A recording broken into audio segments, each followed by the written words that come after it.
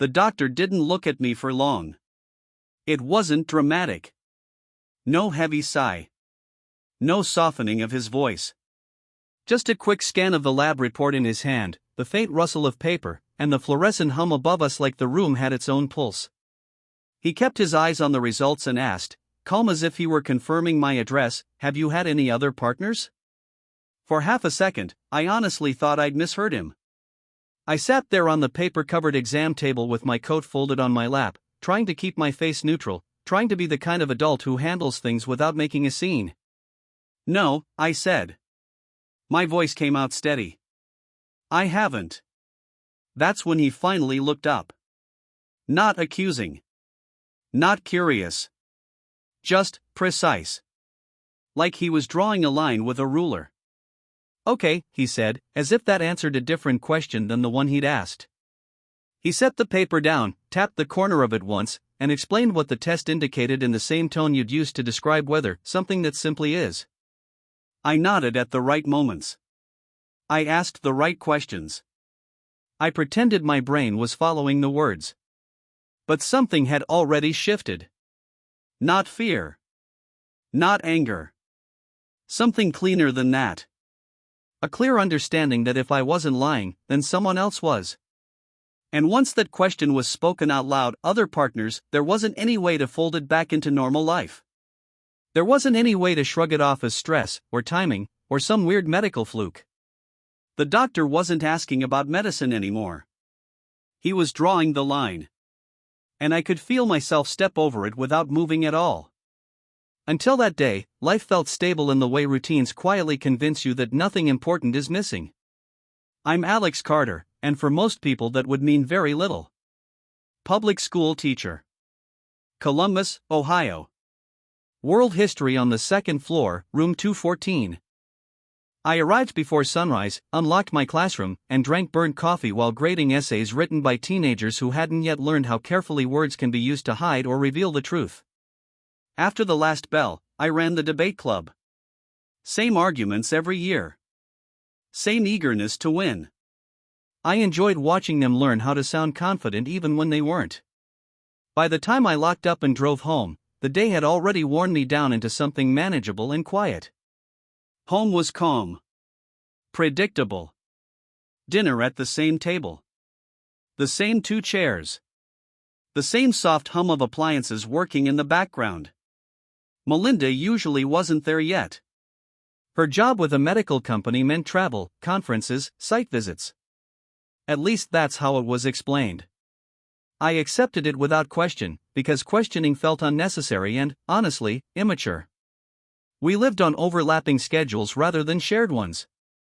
Notes on the counter. Texts about flights. Quick conversations that stayed on the surface. When she was home, she talked about airports, coworkers, delays. I listened. I nodded. I filled in the gaps with trust. I told myself this was adulthood. That marriage wasn't supposed to feel exciting all the time. That stability was the reward for years of effort. I paid bills on time. She handled her side of things. We rarely argued, which I mistook for harmony rather than avoidance. Looking back, I can see how carefully constructed that belief was. How convenient it was for both of us. I didn't push. She didn't elaborate. The space between us became normal, like furniture you stop noticing because you walk around it every day. That was my life before the doctor's office. Before a single, neutral question forced me to re-examine everything I thought I understood. I didn't know it then, but that sense of predictability wasn't stability at all. It was simply the absence of scrutiny, and it only existed because I allowed it to. After the doctor's words, I didn't spiral or start searching for explanations that made things easier to swallow. I didn't tell myself it was a mistake or a rare anomaly or some technical misunderstanding. What changed wasn't my behavior at first, but my attention. I stopped smoothing over details before they reached conscious thought. I let them land exactly as they were. Trips that once sounded routine began to feel oddly specific and strangely vague at the same time. Dates shifted by a day. Locations were mentioned casually and then never again. Purchases appeared on statements without stories attached to them. Not large enough to demand confrontation, not small enough to be invisible. Just present. Her voice changed too, though I couldn't have explained how if asked. Certain words arrived faster, rehearsed. Others were delayed, as if selected carefully in real time. When I asked neutral questions, her answers came fully formed, like they'd been waiting. I didn't accuse. I didn't test her with traps or hypothetical scenarios. I simply listened and remembered. I stopped filling in blanks on her behalf. Silence became a tool I hadn't known I was missing. In that space, patterns had room to surface. I noticed how often she checked her phone without unlocking it. How frequently she stepped outside to take calls that had bad reception. How she spoke about coworkers I'd never heard of, using first names only, then never mentioned them again. None of it was dramatic on its own. That was the unsettling part. Each detail could still be explained away if I wanted to work hard enough. But I was tired of working that hard for comfort. I wasn't acting yet. I wasn't planning exits or rehearsing conversations. I was adjusting my internal posture, shifting from participation to observation. From explanation to record keeping. It felt less like becoming suspicious and more like waking up after realizing I'd been asleep with my eyes open. For the first time, I allowed myself to consider that the life I thought I was protecting might not exist in the way I believed. And once that door opened, I didn't rush through it. I stood there, steady, letting the view change on its own. After weeks of quiet observation, there came a moment when I recognized something fundamental about myself: there was nothing left to fix. I didn't reach this through a dramatic realization. There was no single event, no emotional crescendo that delivered me to the truth. It was incremental, a slow shift that became unmistakable when I realized I wasn't trying anymore. I stopped asking questions that required crafted answers. I stopped steering conversations toward safe ground. I stopped hoping for clarity in the familiar patterns of her voice or the explanations that once sufficed. Outwardly, nothing changed. We still shared the same front door, sat across from each other at dinner, held polite conversations about the weather or errands or mundane responsibilities. I kept routines intact because routines were not the problem, it was the meaning I had given them that was. I didn't act rashly. I didn't confront with accusations or dramatic statements. I made no ultimatums. I simply stopped trying to be the person who believed everything would resolve itself if given enough time and trust. Instead, I became an observer. I watched how she talked about her days, how she discussed travel plans, how her eyes would flicker for a fraction of a second when certain topics came up. I listened for hesitation, for repetition, for subtle changes in tone. I catalogued words and actions without judgment.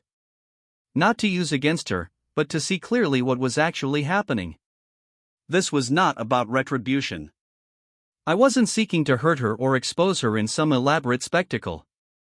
I was collecting truth in its raw form. And in doing so, I noticed how much effort I had poured into preserving an illusion of normalcy. The quiet dinners, the shared silence, the avoidance of deeper questions, all of it had been a pact, an unspoken agreement to keep things comfortable at the cost of honesty. When that cost became too high, I didn't recoil. I accepted it. It was in that acceptance that everything changed. No dramatic confrontation. No shouting. No collapse in a public place. Just an internal shift from hope to clarity. From denial to observation. I knew what was true. Not what I wanted to be true, not what I had been told was true, just what was. And in that knowing, I found a sense of calm I hadn't expected. Because the moment you stop clutching at explanations, you allow yourself to see things as they actually are. And clarity, even when uncomfortable, is always stronger than uncertainty. I started watching instead of reacting, and that change altered everything without altering anything at all. My voice stayed even.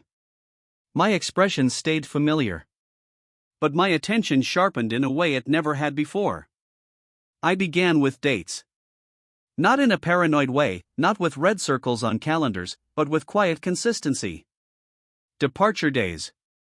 Return days. How often those returns shifted at the last minute. I noted them mentally, then later wrote them down, not because I needed proof yet, but because memory has a way of softening edges when it wants peace. Payments came next. Hotel charges that didn't align with stated locations. Meals billed for two when she'd said she ate alone. Rideshare receipts logged late at night in cities she claimed were already asleep. Each item alone was insignificant. Together, they began to speak. Routes repeated themselves. Same cities. Same weeks. Same explanations, almost word for word. I noticed how her stories became efficient, trimmed of unnecessary detail, like they'd been rehearsed enough times to remove excess. The most telling part wasn't the numbers or the records. It was her reactions when I didn't ask questions anymore. When I stayed quiet, she filled the space too quickly. When I nodded and said nothing, she added clarifications I hadn't requested. Silence unsettled her more than suspicion ever would have. I didn't rush to conclusions. I didn't label what I was seeing. I let facts accumulate naturally, without forcing them into a narrative. I understood that truth doesn't need urgency. It needs patience. There were moments when the old instinct returned, when I felt the urge to confront, to demand explanations, to force resolution. I let those moments pass. Acting too early would have meant acting emotionally, and emotion distorts records. The tension grew not from confrontation, but from restraint. From waiting. From allowing reality to present itself fully, without interruption. By then, I wasn't gathering information to change her behavior. I was gathering it to understand the full scope of choices already made. Watching became less about her and more about me, about confirming that my clarity wasn't imagined. And with every passing day, the picture grew sharper. Not louder. Not more dramatic. Just clearer. That was enough. At some point, the situation stopped feeling personal.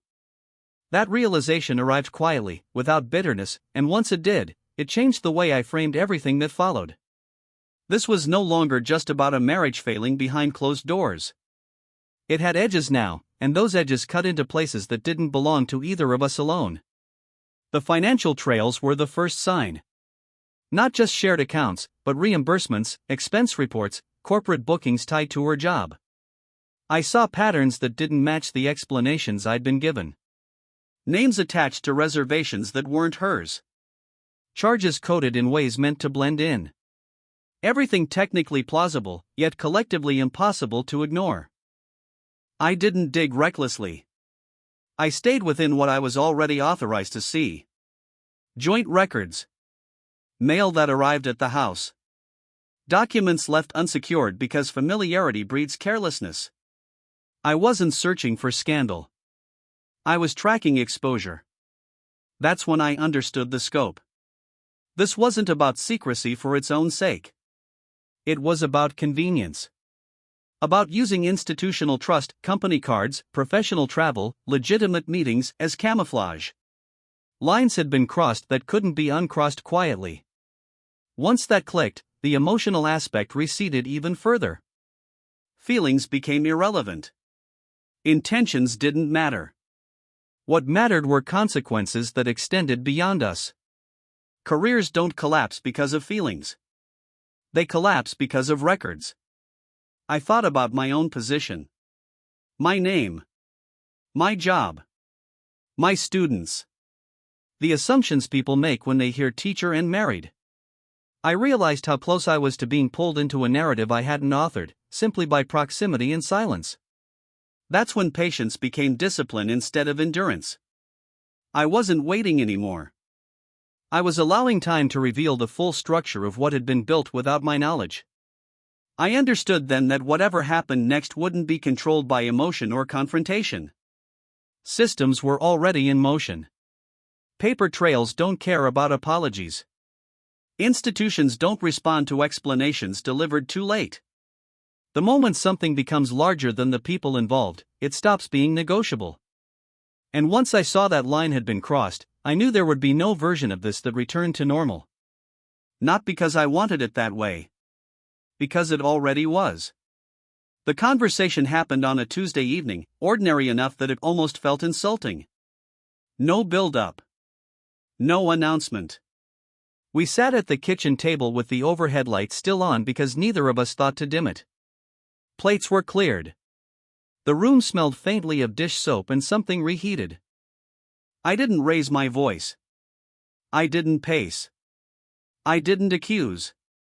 I placed the facts on the table the way you'd lay out paperwork for review. Dates. Charges. Names. Nothing highlighted. Nothing emphasized. Just aligned. For a moment, she said nothing. Then she began to talk. She spoke quickly at first, explaining context before I asked for it. She shifted tones when one explanation didn't land, recalibrated mid-sentence, offered reasoning that might have worked months earlier. I watched her hands more than her face. They moved constantly, as if arranging an invisible version of events that no longer matched what was in front of us. I listened. Not passively, but without interruption. I let her finish each version of the story before the next replaced it. I didn't correct her. I didn't challenge the inconsistencies as they appeared. I had already stepped out of that role. At some point she asked, "Why didn't you say anything sooner?"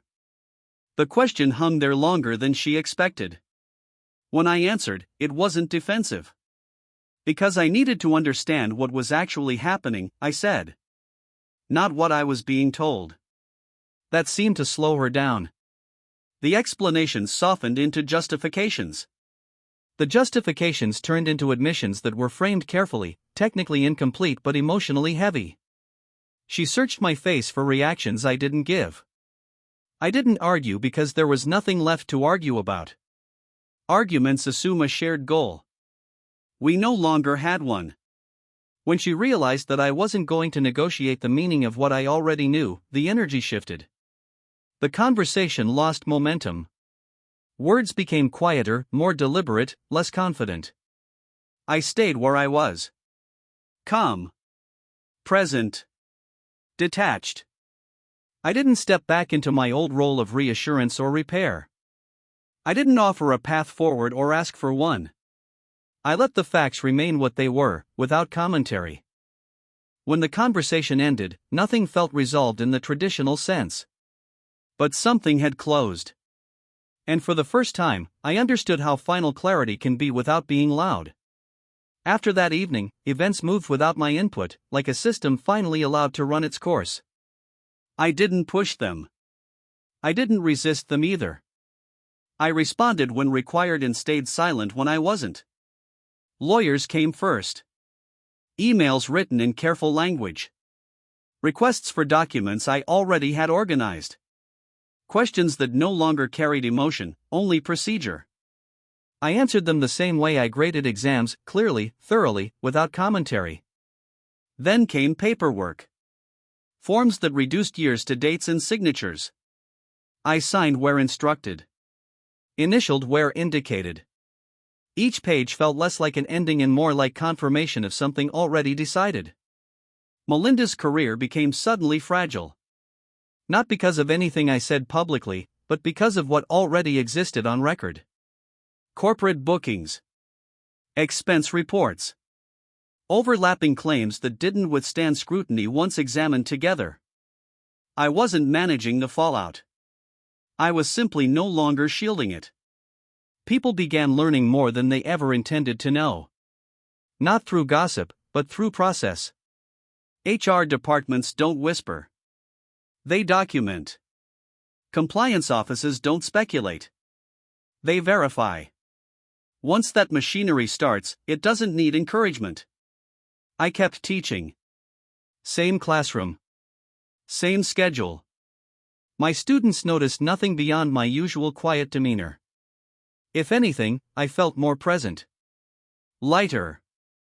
Like I'd stopped carrying something heavy without realizing how long it had been there. There were court dates. Short appearances. Long waits. Neutral rooms where personal history meant nothing. Decisions were made without drama. Outcomes delivered without ceremony. For the first time, I wasn't trying to steer the result. I wasn't trying to win or protect an image. I let consequences follow choices naturally, without interference. That lack of control didn't frighten me. It clarified things. I slept better. Ate regularly. Mornings felt cleaner. Even silence at home stopped feeling like absence and started feeling like space. When it was finished, it didn't feel like collapse. It felt like conclusion. And conclusions don't require commentary. There was no moment of victory waiting at the end of it. No sense of triumph or relief that arrived all at once. What settled in instead was something quieter and more durable. Acceptance. Not the forced kind, where you tell yourself you're fine before you are. The real kind, where nothing inside you argues anymore. Where the questions stop forming because the answers no longer matter. I didn't need to explain myself to anyone. Not friends. Not colleagues. Not extended family who only saw fragments and tried to assemble them into opinions. The facts had already spoken in rooms I wasn't even present for. My role was finished. When I packed the last of my things, I didn't linger. I took what was mine and left the rest untouched. Objects lose their meaning once the story attached to them ends. I understood that instinctively. We didn't have a dramatic goodbye. No final conversation heavy with emotion. By then, words would have been redundant. Everything that needed to be communicated had already been documented, reviewed, and closed. I walked away without checking to see who noticed. Without wondering how I would be perceived. Without needing validation for the choice I made. That was the most surprising part. I didn't feel like I was leaving something behind. I felt like I was returning to myself, quietly, without ceremony. Like stepping out of a room where the air had slowly grown thin without me realizing it. There were days afterward when the silence felt strange, but never hostile. I filled it with routine. With work. With thought. With rest. I didn't replay conversations in my head anymore. I didn't imagine alternate outcomes. I didn't rehearse explanations for questions that were never asked. What was done was done. And that finality wasn't cold. It was clean. Some endings don't ask for closure. They provide it. Life went on, the way it always does, without pausing to acknowledge what had ended. Mornings still arrived on schedule. Work still demanded attention. The world didn't narrow because something important had closed, it widened. The word together means something different to me now. Not smaller. More precise. I understand how easily it can be used as a placeholder. How often it's spoken without alignment, without honesty, without shared reality behind it. I don't mistake proximity for partnership anymore. Or routine for truth. What I carry forward isn't bitterness or suspicion. It's awareness. The kind that doesn't rush, doesn't assume, and doesn't ignore patterns when they form. I didn't lose myself in what happened. I found the part of me that had been quiet for too long, waiting for clarity instead of comfort. And I know one thing for certain. When my doctor asked about other partners, he wasn't asking about medicine. He was drawing the line. And once I saw it, I didn't step back.